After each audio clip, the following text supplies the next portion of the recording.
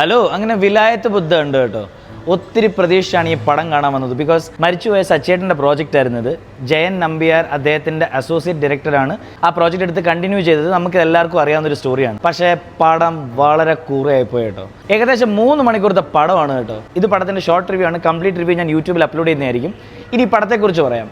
പൃഥ്വിരാജിൻ്റെ പെർഫോമൻസ് നമുക്ക് ആ ഒരു ഇൻറ്റൻസ് പെർഫോമൻസ് ഒന്നും തോന്നുന്നില്ല. പിന്നെ സ്റ്റോറി ലൈൻ ആണെങ്കിലും വളരെ വീക്കായിരുന്നു കേട്ടോ. ചില ഭാഗങ്ങൾ കണ്ടുകൊണ്ടിരിക്കാം, പക്ഷേ അതല്ലാതെ പടത്തിനകത്തൊരു ഇൻറ്റൻസ് ഇമോഷനോ ഒന്നും നമുക്ക് കാണാൻ പറ്റുന്നില്ല. ഷമ്മി തിലകൻ്റെ പെർഫോമൻസ് അടിപൊളിയായിരുന്നു. പക്ഷേ എന്ത് ചെയ്യാനാണ്, ഒരു തീട്ട കഥയും തുടങ്ങിയിട്ട് ചന്ദനം വെട്ടുന്നതിൻ്റെ കഥ വരെയാണ് എത്തിച്ചേക്കുന്നത്.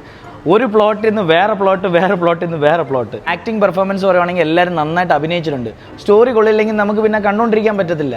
ഓരോ ക്യാരക്ടേഴ്സിനെ എസ്റ്റാബ്ലിഷ് ചെയ്യാൻ എടുത്തേക്കുന്ന സമയമാണ് ഇതിനകത്ത് ഏറ്റവും വലിയ ലാഗായിട്ട് നമുക്ക് തോന്നുന്നത്. അത് പിന്നെ ഷമ്മി തിലകൻ്റെ ക്യാരക്ടർ ആണെങ്കിലും രാജുവേട്ടൻ്റെ ക്യാരക്ടർ ആണെങ്കിലും പ്രിയംവദയുടെ പെർഫോമൻസും അടിപൊളിയായിരുന്നു. ഒരു ലോക്കൽ സ്ട്രോങ് ലേഡി